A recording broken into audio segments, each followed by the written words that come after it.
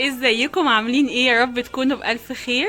عملت فيديو من يومين كده او ثلاثة وحطيت فيه مقطع من فرحي، كان في فيديو روتين. فقلت له عايزين نشوف الفرح كله. فالنهارده هصوركم على مقاطع الفرح، يعني هعمل فيديو كده عن مقاطع الفرح تتفرجوا علينا. وهدردش معاكم شويه وانا بتكلم في الفرح. آه، بصوا، دي كانت عاملينها في قاعه اسمها قاعات اكاسيا في اسكندريه. انا اسكندرانيه اللي هيشوفوني جديد.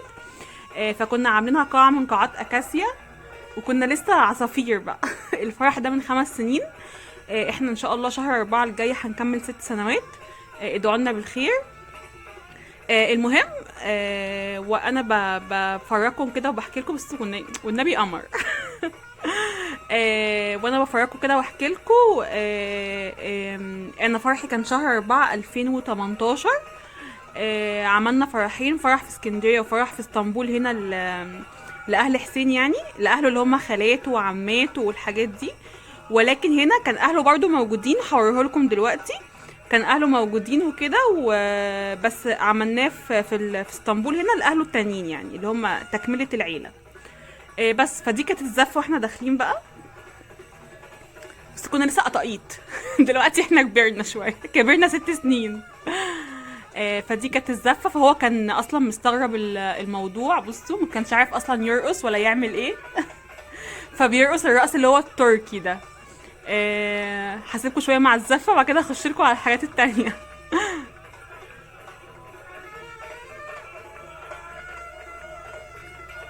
انا مصوره لكم من التلفزيون، عشان كده ممكن تلاقوا الكواليتي مش احسن حاجه. بس انا مصورها لكم من الشاشه، يعني كان عندي فلاشه كده حطيتها وفتحتها على التلفزيون على طول. وبعد ما نخلص هوريكم صور الفرح بتاعه مصر، لحد بقى ما نجيب لكم الفرح بتاع تركيا في فيديو تاني. بس دي كانت الزفه. ده جوز خالتي اللي هناك ده، عمو محمود. بصوا، كانش عارف يعمل ايه، اللي هو كانت رقص بس بتاع الاتراك اللي هما بيعملوا اللي ايديهم كده دي. عارفين؟ هي دي.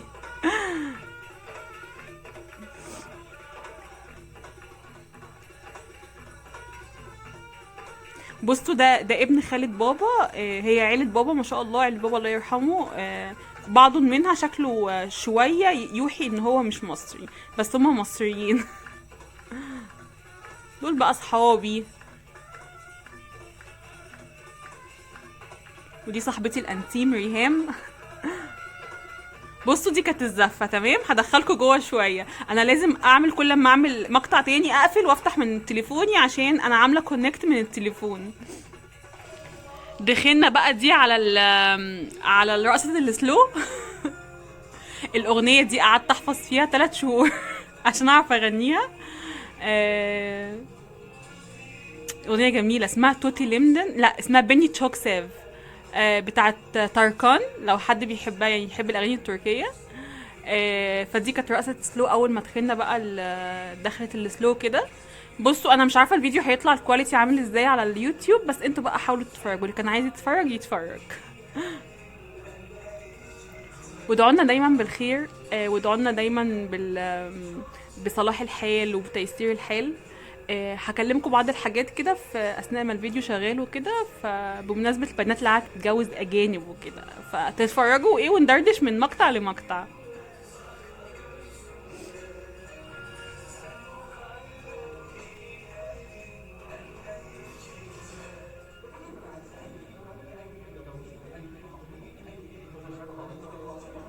طبعا حسين ما كانش عارف، فكان بيبقى بيعمل لي كده، لا لا لا لا لا لا. هو مش فاهم بيقول ايه الراجل اصلا. بصوا، رقصنا على اغنيتين، واحده تركي اللي هي اللي انتوا شفتوها دي، وواحده مصري. انا اللي كنت بختار المصري وكده. كل بقى الكابلز هيطلعوا يرقصوا دلوقتي. طبعا دخلنا بقى في فقره فقره الرقص. عايزه اقول لكم هو ما كانش عارف برضو ده ايه ولا هم عندهم رقص، بس رقص مختلف تماما. مش زينا، يعني مش زي الرقص بتاعنا وكده. فهو كان يعني ايه، مش عارف. بصوا، كانوا اللي حواليا بقى دول صحابي من الشغل. على صحابي من الجيران، على صحابي من ابتدائي، على صحابي من اعدادي.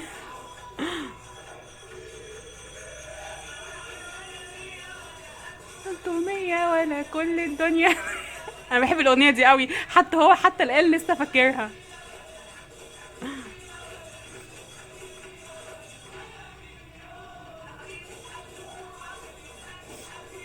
دول صحابي، ودي بنت خالتي اللي هي لابسه ازرق، ودي اختي. دي اختي دي، هي دي الجميله دي ام لبني، هي دي. هوريها لكم يعني بشكل اوضح في الفيديو، في الناس اللي عايزه تتعرف على عائلتي مين فيهم. ودي اخت حسين، استنى اقوم لكم. انا مصوره لكم الفيديو 8K يعني اللي هو 8K يعني عشان يوضح لكم بشكل اوضح، بس مش عارفه بقى هيبقى عامل ازاي. بصوا الميك اب وكل حاجه كنت عاملاها وكده كانت بسيطه جدا جدا جدا، اللي هو كنت حاطه طبقه واحده بس فاونديشن، ما كنتش حاطه رموش، اللي هو كنت حاجه بسيطه قوي يعني عشان ما بقاش مغيره معالمي او شكلي. دول الاربعه اللي هناك دول كانوا معايا في الشغل بتاعي، اللي هم 4 اولاد الكبار دول. بص ما كانوش لسه اتخطبوا كل دول، بس الحمد لله بعد الفرح ربنا رزقهم كلهم. ده بابا مها صاحبتي ربنا يرحمه، مها اكيد هتشوف الفيديو فهتشوف باباها، فانا هنبهها عشان لو ما بتحبش تشوف كده يعني. دي اخت حسين الكبيره. بس هخلص المقطع ده واخش لكم على التاني. وطبعا اغنيه امورتي دي ماما دي، استني جايه تاني. دي مامة حسين اللي هي جنبه دي، ودي مامتي اللي لابسه طرحه ذهبي.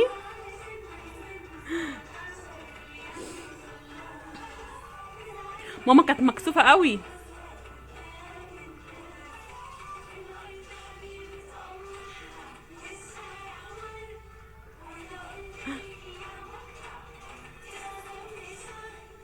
تكبر قد ما تكبر. فين ماما؟ تعالي يا ماما. هي دي ماما، هي دي ماما دي. كانت مكسوفه قوي ترقص معايا وكده، وانا كنت شغاله بقى اديله. كانت بتعيط يا عيني. ماما بقى عايزه اقول لكم من النوع اللي عيني المتاثر في كل حاجه، عيوطه يا عيني في كل حاجه. الفرح هي دي ماما اهي ام دهبي، ودي بنت خالتي.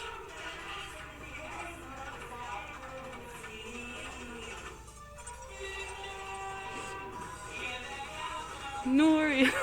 خلصنا. ايه رايكم في الفرح؟ قولوا لي في الكومنتات ايه رايكم في الفرح، كان زحمه ولا ايه؟ هو حسين كان مستغربنا. بصوا دي كانت اختي بقى التصوير. انا مش عارفه اجيب لكم ايه ولا ايه في الفرح، بس هجيب لكم الحاجات اللي انتوا كنتوا عايزين تشوفوها. بصوا دي اختي، ودي صاحبتي صحابي في الشغل مها وريام. ازيك يا مها؟ هتشوفي اكيد دي اختي دي. طبعا احنا مش شبه بعض خالص صح؟ استنوا مين هيجي تاني؟ المفروض صحابي في الشغل هيجوا يتصوروا اعتقد. انا عايزه اوريكم ماما وبابا والناس دي وقرايب حسين. ايه رايك في الفستان؟ يعني الفستان ده كان ارق حاجه اخترتها، اللي هو ما كانش فيه اي افتكاسات.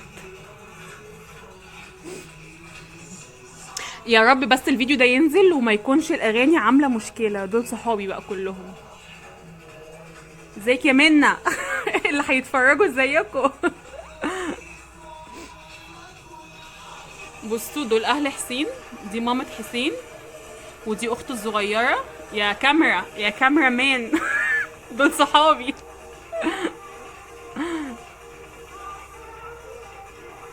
اخت حسين الكبيره، ودي اختي، وده بابا حسين. بصوا دي اخت حسين الكبيره. تشيدم ابله، اسمها كده تشيدم، واحنا بنقول عليهم ابله يعني اي حد كبير بنقول عليه ابله. استنى، ده بابا مها صاحبتي دي الانتيم بتوعي دول.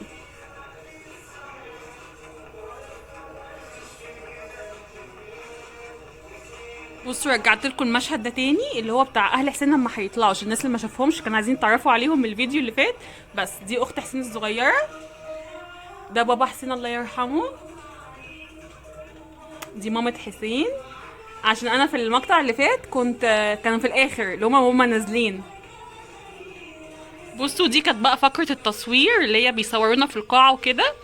اللي انا هوريكم تصويرتها في اخر الفيديو ان شاء الله. ماما دلوقتي هتطلع اعتقد. لا دي بنت خالتي، يا اختي سموره. دي بقى كانت فقرة التصوير، دي بقى شبه ليلى بنتي خالص صح.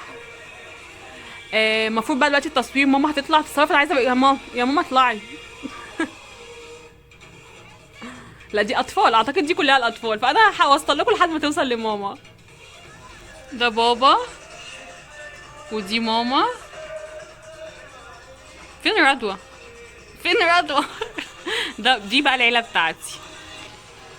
بصوا فقره بقى الجاتو والحاجات دي، يعني انا يعني عايزه اقول لكم ان انا ما كنتش عروسه، انا كنت مترجمه. يعني انا كنت واقفه بترجم بس طبعا الستايل الحاجات دي كانت قديم، لان انا بقول لكم الفرح ده كان من 6 سنين. فدلوقتي طبعا في حاجات احدث وكده، بس انا كنت حرفيا زي ما بقول لكم انا كنت مترجمه. يعني انا ما كنتش عروسه في الفرح ده. بيقول لك ايه، بيقول لك كذا، بتعمل ايه، اعمل ايه، اعمل كذا، طب ارفع ايدك، طب بص هنا، يعني كنت مترجمه حرفيا. بصوا انا كنت المفروض هنا الراجل بيقول لي اعمل ايه، وانا بترجم له بقى كل حاجه من دي.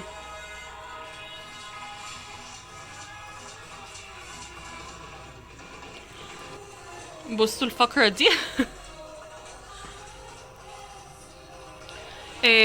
الفقرة اللي هي الثقيلة دي، عارفين اللي هو حطي الجاتو وياكلوا الجاتو، بس احنا رفضنا. ايوه احنا عملناها كده بقى، عملناها الحتة دي.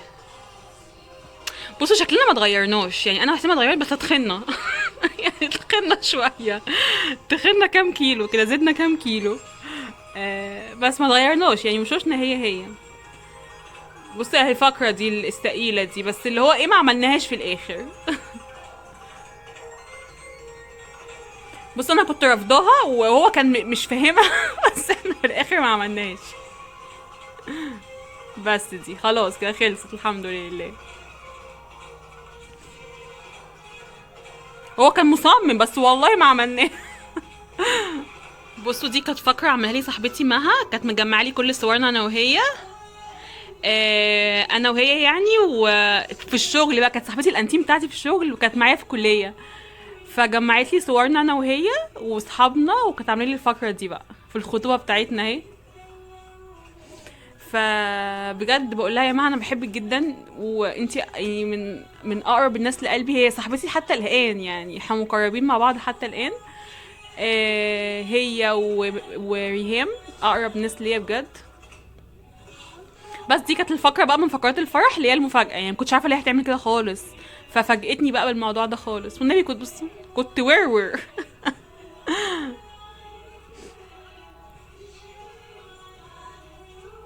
بصوا بس كده دي خلصت يعني كانت نهاية الفرح، يعني الخلصان بتاع الفرح كله. المفروض بقى الناس كلها كانت مروحة وبتمشي وبتاع، اللي هو بصوا كله بقى بيطلع يعني خلاص. مش عارفة انا بقى كده، يعني وريتكم الفرح، يعني وريتكم الافكار اللي كانت في الفرح، الفكرة نفسها. قولوا لي عجبكم ولا لا، هوريكم دلوقتي صور الفرح بتاعتنا، بس قولوا لي عجبكم ولا لا الفرح نفسه. هل كان حلو ولا لا، كنا ببساط، كنا ايه كده، يعني احكوا لي بقى.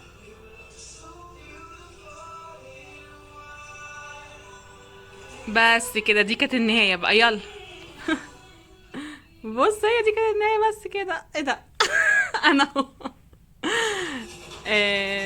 بصوا رجع تاني. بصوا هوريكم بقى دلوقتي، هو رجع تاني من اوله بيعيد.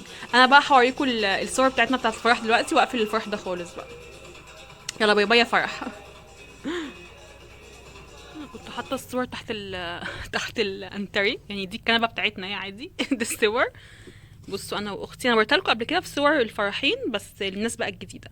دي انا واختي. ده انا وانا لوحدي، عروسه لوحدي. بجد والله كانت حلوه صح، كنت بسيطه كده ورقيقه في نفسي. لا دي مش صور فرح دي، لا دي مش صور فرحنا دي. دي صور فرحنا، يعني هي دي صور الفرح. طبعا في بقى الفرح التركي، بس بصوا انا وبابا هنا اهي. حلوه صح. دي بقى صور العيله كلها متجمعه. ماما وبابا يمين، ها بكلمكم يمين، انا ماما وبابا وبابا حسين واخت حسين وحسين. وانا واخت حسين الصغيره، مامة حسين، ودي اختي. دي الصور المجمعه بتاعتنا. دي بابا. ان شاء الله بقى في الصور في الفرح التركي، تعالى هنا تعالى هنا، في الفرح التركي بقى هصور لكم هوريكم صور الفرح التركي بتاعتنا. بس كده الفيديو بتاعنا خلص. مش عارفه بقى هيطلع بالحاجه اللي انتوا كنتوا عايزين تتفرجوا عليها بجد، ولا انا كروت ولا ايه. بس يا رب يا رب يكون الفيديو عجبكم، وان شاء الله اشوفكم في فيديو جديد قريب. واتمنوا لنا كل خير وادعوا لنا بالخير. وعايزه اقول لكل حد عايز يتجوز فقط عريس اجنبي، لا ما تتجوزوش فقط عريس اجنبي، اتجوزوا حد كان ما بينكم قصه لازم تكمل بكده. اللي هو انا وحسين كان بينا قصه حب، يعني كنا بنحب بعض قبل الموضوع ده، وقعدنا نقطع في الاهالي وكده. وازاي تعرفت عليه، عايزه اقول لكم بس بسرعه كده ازاي تعرفت عليه. الناس ما اتفرجتش على كيف تعرفت على زوجي التركي. انا اتعرفت عليه بالصدفه البحته، اللي هو كانت في اسكندريه، وانا كنت معديه من المكان اللي هو كان فيه خناقه. والخناقه دي انا دخلت، يعني مش اصفيها، بس هو كان في شركه سياحه. وانا دخلت، او دخلت، احنا اسكندرانيه بنقول دخلنا كده يعني. فانا كنت داخله اترجم الموضوع، كان في خناقه هو بينه وبين حد في الشركه دي، وانا دخلت اترجم الموضوع. وهكذا يعني بدات قصه الموضوع ده. واتفرجوا على فيديو كيف اتعرفت على زوجي التركي. بس الموضوع بدأ ان انا كنت بترجم حاجه ليه في شركه السياحه دي. والموضوع بدأ من هنا بقى. بس كده، يا رب الفيديو يكون عجبكم، واشوفكم فيديو جديد. اتجوزوا الراجل اللي يكون كويس معاكم، الراجل اللي ممكن من في قصة حب تغفر له اخطائه، او تغفر له الحاجات السلبية اللي فيه، عشان تعرفوا تكملوا مع بعض. غير كده مش هيبقى في تكملة مع اي راجل، سواء بقى تركي، انجليزي، فنزويلي، ياباني، هندي. لازم يبقى في سبب انكم تتجوزوا عشانه، مش جواز اجنبي وخلاص. الموضوع مش كده، لا احنا كان الموضوع بتاعنا ليه قصة، وليه أبعاد كتيرة، وفي فرح تم، وفي أهل الاتنين اتقابلوا، مش اللي هو كلكع الدنيا وجوز لمجرد اللي هو أجنبي. لا، ده احنا اتعاملنا معاه معاملة اللي كنا هنعملها لأي راجل مصري. اتعاملنا معاه أكنه عريس عادي، بنفس طلبات اللي كنا هنطلبها من المصري. هو اتعامل معايا بنفس اكنه انا تركية، بنفس الطلبات. محدش قلل من حد، محدش نقص وضع حد. عشان الناس اللي بتقول ان الاتراك بيتجوزوا ناس اجانب عشان ما يعملوش يدفعوا فلوس، لا احنا اتعاملنا عادي، مهر وشبكة ومؤخر، عادي جدا. بس يا رب يكون الفيديو عجبكم. نصيحة صغيرة للناس قلت حبيت اقولها كده، واشوفكم في فيديو جديد. يلا باي باي.